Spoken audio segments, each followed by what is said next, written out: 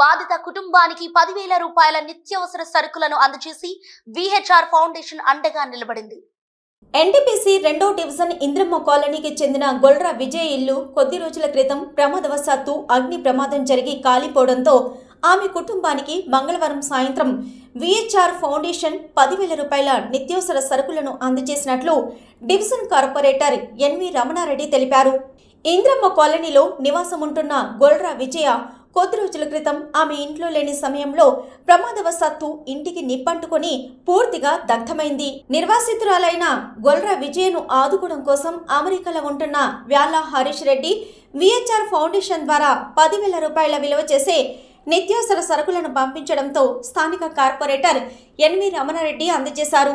ఈ కార్యక్రమంలో మహిళా నాయకులు కవితారెడ్డి, సౌజన్య, వసంతతో పాటు విహెచ్ఆర్ ఫౌండేషన్ సభ్యుడు రాము తదితరులు పాల్గొన్నారు.